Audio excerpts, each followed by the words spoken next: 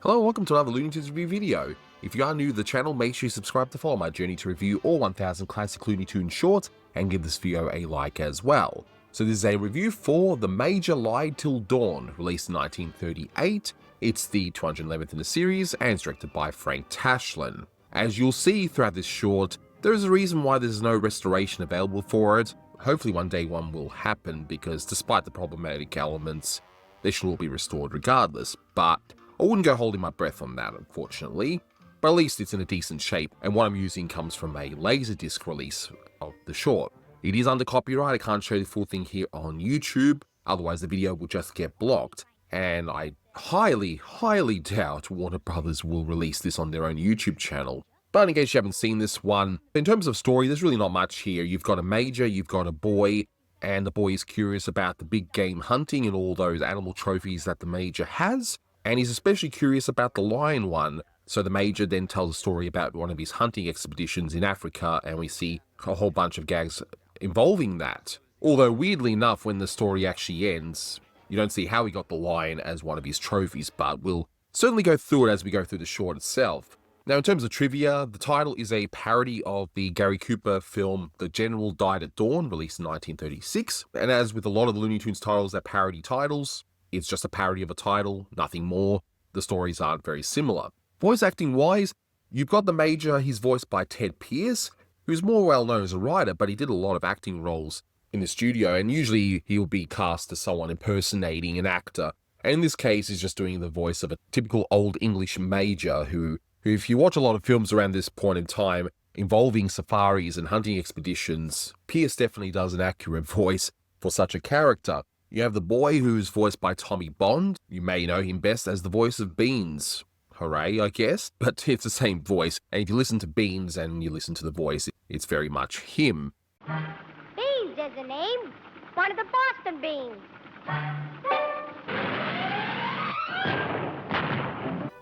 I say, you do have an awfully fine collection of head there, you know. Oh, quite so, definitely so to speak, you know what I mean. And you got Mel Blanc doing the voice of the elephant. Plus, you got a whole bunch of singers doing the whole Congo song, which we'll get to in a moment. There's even a vocal reuse, which I'll point out later on when we actually get to it. So the boy that Tommy Bond plays in this one, he's a character of child actor Freddie Bartholomew, and he's perhaps most well known for David Copperfield.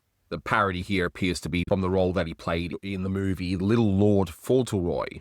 And that film actually is in the public domain, unlike this short. So definitely check it out if you want to see the inspiration behind this short, at least for one of the characters anyway. But yeah, we'll go through this short from start to finish because there are certainly other references here. It is a Frank Tashlin short after all, and a lot of the references are pretty much topical, although it's not as extreme as, say, The Woods Are Full of Cuckoos in terms of there being so many parodies and references, but there's definitely some here.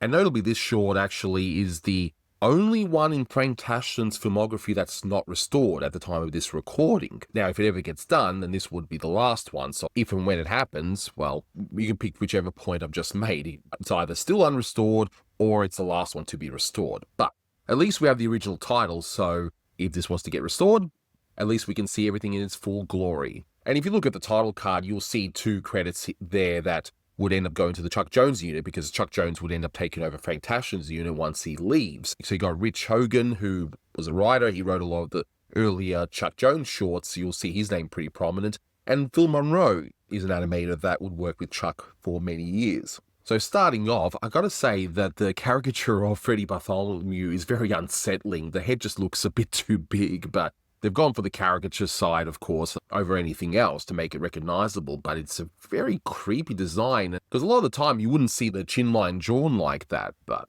in any case, you've also got the duotone coloring there, which I'm sure if this is restored, it'll look much better, but you can still see that reflected from the fire in the background. So we start off in a cinematic fashion, where we pull back to see all of those hunting trophies, which, yes, I believe big game hunting is quite gruesome, but I'm not going to get into that. This is a product of its time, and hunting was seen as a manly thing to do. It's a rite of passage for a lot of people at the time, where you go somewhere deep in the forest, whether it's, I don't know, hunting a bear in America or going to Africa to track down and hunt the king of the jungle. And that's why the boy's attention is focused on the lion, because the hunter lion is seen as a really big deal. I say, Major, Do tell me about some of your adventures, hunting big game in Africa. That ferocious-looking fellow up there.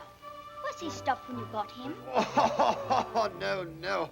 I say, how jolly. I don't get it. And if you watch a lot of movies at the time, or anything in the pop culture really, pulp magazines, novels, radio shows, there was definitely a lot of hunting elements there, and the big place to hunt was Africa. It was seen as this exotic, faraway place with, quote-unquote, a more uncivilized or savage population, and it was this wild land that needed to be tamed. In a rather weird joke, the boy, and we'll just call him Freddy, okay? He's unnamed here, but since he looks like Freddy Bartholomew, I'm just going to call him Freddy, okay? So Freddy asks the Major, did the lion come already stuffed? The Major starts laughing, and then he just says randomly, I don't get it. It's a very odd opening, this short. In fact, I dare say, could this one be Frank Tashen's worst short? And I'm not saying that just because of the stereotypes that we're about to see in Africa, but this one seems to be missing something. It's actually well directed despite some of the subject matters. So we pan over to the globe and we see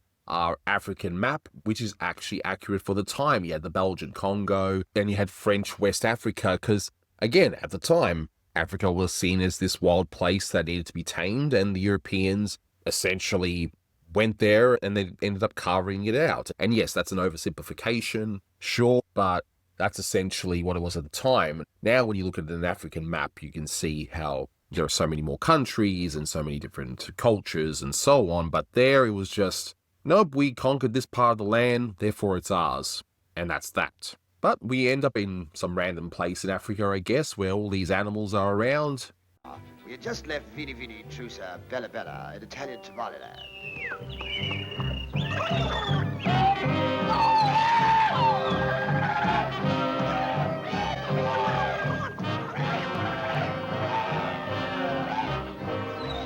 And it wouldn't surprise me if some of these animals were reused from some older shorts, because I could swear I've seen some of these animals before. If anything, I think that deer is just the same deer, but they just flipped it over to show on the other side.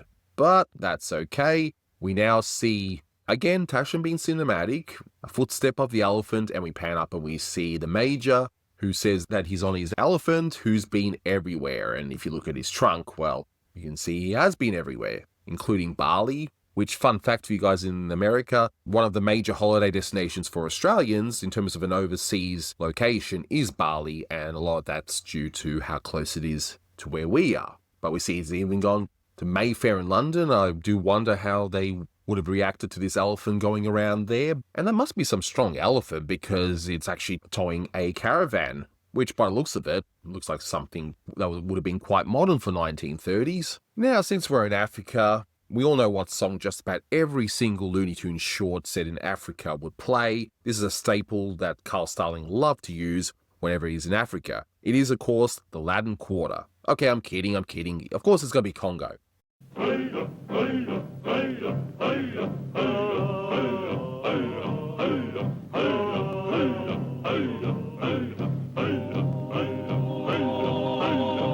And yes, I can go on and on about the imagery that made the natives look inhuman and grotesque, and we know all of that. But the worst thing about it all is when we pan past and we see this one native with probably one of the worst jokes in Looney Tunes history, if I'm being honest, where it implies that, yeah, he's got no brain. And I'll say no more.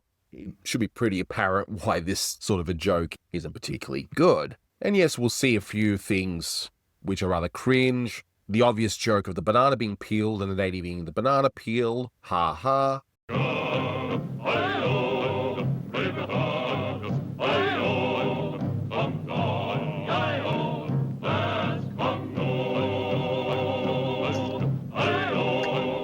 And yes, the native having a really big mouth, which has a record in there, which we've seen quite a few times in a lot of African-themed shorts. But I will give them this. Putting aside the actual drawings themselves and the really bad jokes, I do like the way they're animated. So the characters are animated really nicely to the actual song. Yes, you may hear Congo all the time in these African-themed shorts, but at least it's a decent song. It's actually quite a catchy one, and it's a bit of an earworm as well.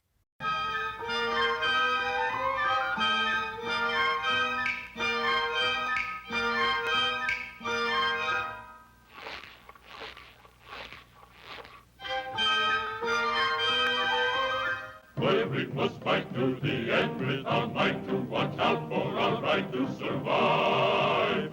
Aye-oh, aye-oh. And we even get one dark joke where one of the natives even goes in the water, and I'm assuming that he is now dead, given that the crocodile just leaves. But at least it's a nice crocodile to continue working for the major, I guess. When times are bad and we lose what we had, we can still say we're glad we're alive.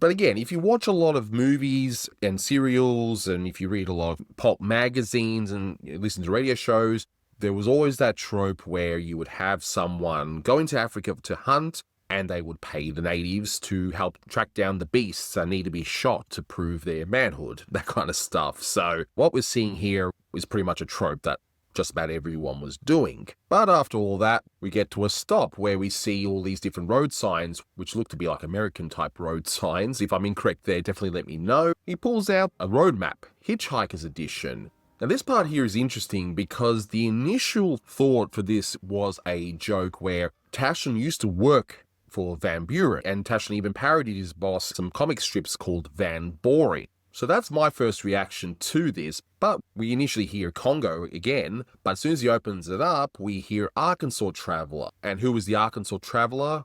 Bob Burns. Where was Bob Burns from? He's from Van Buren.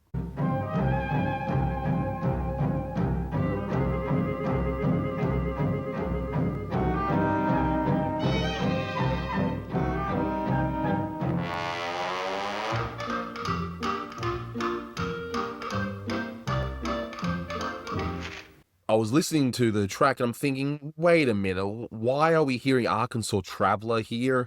And sure enough, you can connect all the dots and there's your answer right there. And we get this really weird animated sight gag here where to get down from this elephant, it's kind of like an elevator situation, which the initial shot implies he's going to go right through the elephant, but he ends up on the side. So it's a very weird sight gag there, but the major appears to be frustrated. He's just going to figure out, okay, he's going to play this kid game. I'm not sure the name of the game. You can guys let me know in the comments on that. And he ends up at Africa 50. So he continues on.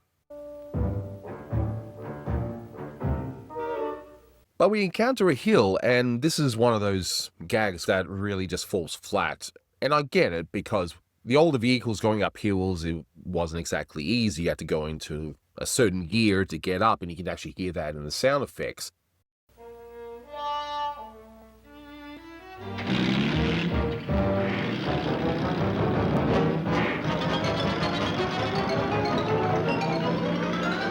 So the gag here, well, I guess this elephant really is like his car. But I have to say, though, usually when you see a side gag, like before with the elephant trunk, how it has all those stickers from all the places he's been, you actually still see it on the trunk. Usually you'll just see a gag like that and it disappears, presumably because it's so much work to keep drawing it, but here it's still there. So it's an interesting touch. So after we see a Tex Avery gag, which, you know, the gazelle's bouncing around pogo sticks, ha, we start the running gag here, which involves this elephant. The first day out, we came upon a curious chap.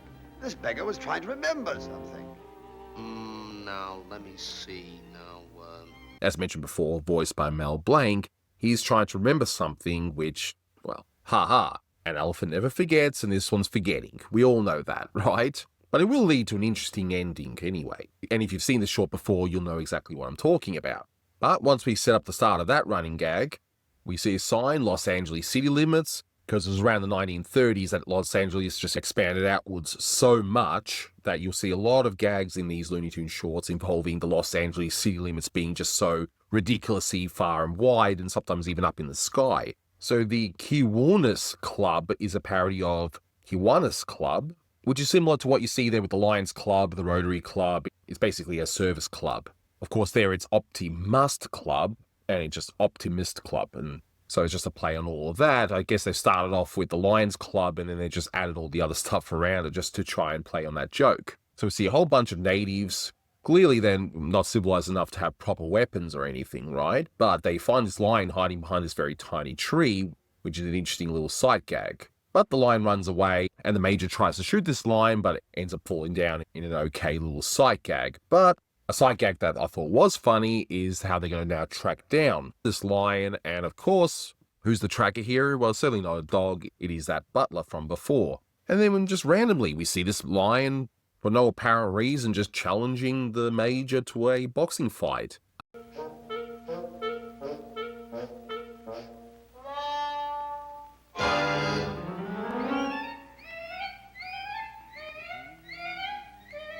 I mean, hey, the lion could run away, but to be fair, the Major could have just shot the lion then and there and that's it. But no, the Major accepts the challenge and ends up going in to fight the lion. And I've always said, be my guest if you want to hunt big game, but it has to be fair and square, no guns. If you can beat a lion, fair and square, then by all means, go for it. You'll probably not win, but hey, if you win, well, congrats, I guess.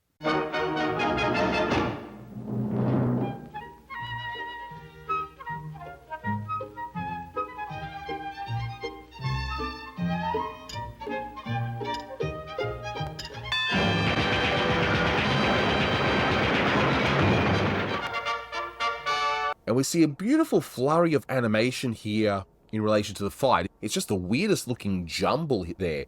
And it's an interesting one to slow-mo, seeing all those little details. Frame by frame, it doesn't look like it works, and yet in motion, it completely does. But the Major emerges victorious. And we see some reused animation from the Coconut Grove with Tarzan. Now, that's a parody of Johnny Weissmuller, who was Tarzan, and that's who they're parodying there. But he just says the Lone Ranger's tagline, and that's a reuse that was done by Dave Weber that was taken from another short.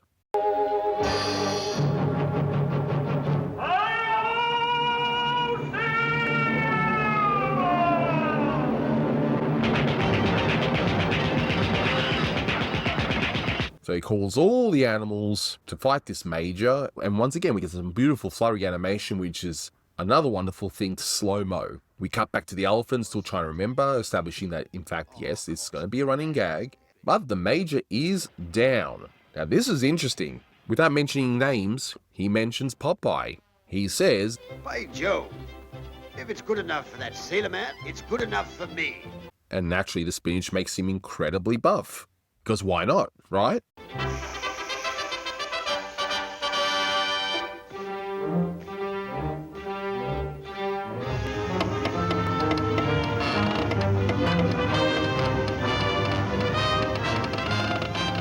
Now we see a reference with men who need muscles, it's spinach 2-to-1. And that's essentially a cigarette slogan at the time for Lucky Strikes. With men who know tobacco best, it's Lucky's 2-to-1. And now we see some beautifully timed animation to the Poet and Peasant Overture, where the punches are timed really well, and you can see some really wonky looking frames if you slow that one down as well.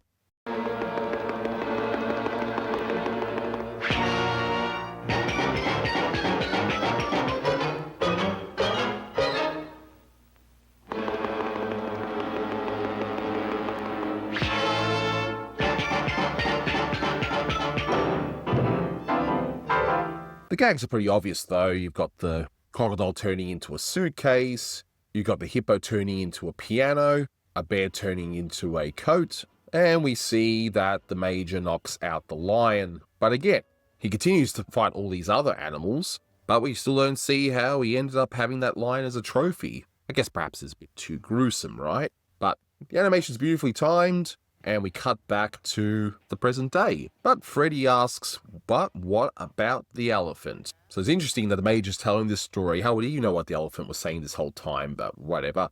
And the elephant finally remembers, and he says, that's all, folks. And we get a rather unique ending here. It doesn't happen too often. Usually you've got the ending where you've got the end titles and that's it, whereas here, it's part of the short itself. Now, before I give my rating, my good friend Austin Kelly, he's been on all the Frank Tashin reviews, and he's an expert on all things Frank Tashin. He's just going to say a few words about this short. So, take it away, Austin. Austin Kelly here to talk about, we like to call these underrated or underappreciated cartoons, but I guess the level of discussion that this one gets is probably adequate to how good it is. The Major Lied Till Dawn from 1938 by Frank Tashlin. You know, it's a little surprising to see a Tashlin cartoon that's this phoned in, so to speak. I mean, there's nothing particularly special about it. In fact, there's not even much of a story to it. Although the setup with, by the way, some of the most incredible Bob McKimson animation you will ever see, promises of a grand adventure in the Congos.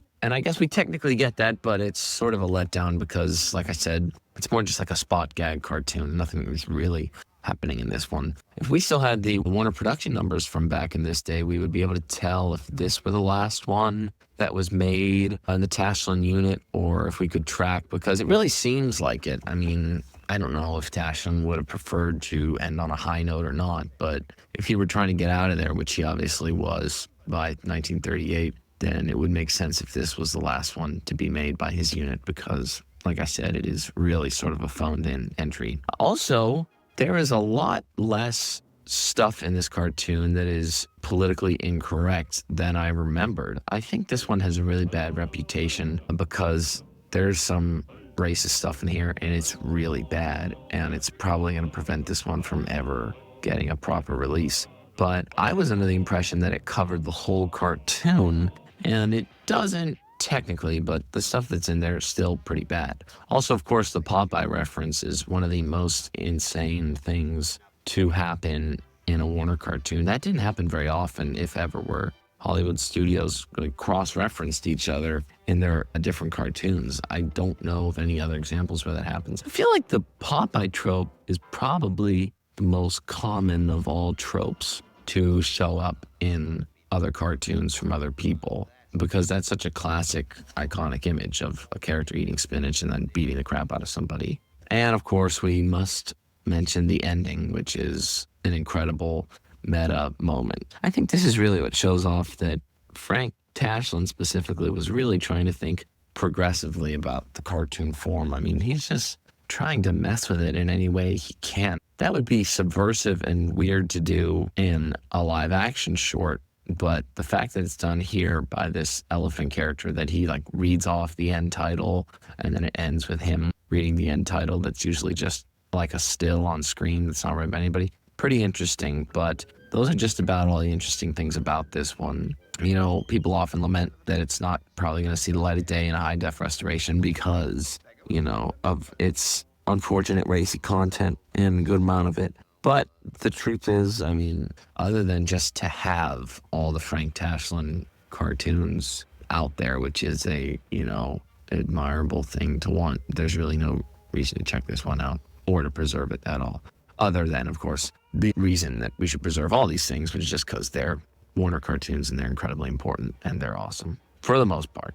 So that's it on this one. Hopefully next time Frank pulls through a little more. Peace. Thank you, Austin. I do think this is Frank Tashlin's weakest short. Thankfully, though, despite the fact it is his weakest short, there's still a lot to like about it. Some of the animation is incredible, and there's a lot of beautifully timed moments, like with the fight scene at the end. The fights in the boxing ring are done really well, and despite the imagery, it's always a treat to hear Congo. But I guess I just didn't laugh so much at this one. A few gags here and there are fine, but yeah, ultimately this one just fell flat. And I dare say, even a restoration will likely not change my mind on that. Although again, I'll be definitely interested in seeing this one restored as well, especially to have a look at some of the animation within. This one's 5 out of 10, but thankfully we still have a few more Frank Tashlin shorts from the 1930s that definitely fare a bit better than this one. Oh, and one more thing. The Major's name is Twombly. I was trying to figure that one out, and I found a comment by Don Yaup. Definitely check out his stuff online. He does some great work. He does note that there was a gentleman by the name of Gene Twombly, and he was a radio sound effects man who worked on the Jack Benny show, and he was then married to Bea Benaderet. How about that? Assuming that that is the reference, well, that's really obscure. Maybe Tashlin just heard the name and just thought it just sounded like a great name for a major. I don't know. But in any case, that'll do it for this one. Thank you so much for watching, guys, and until next time, take care. If I could only remember that. Hey, wait a minute. Yeah, that's it. I got it. I got it. I got it.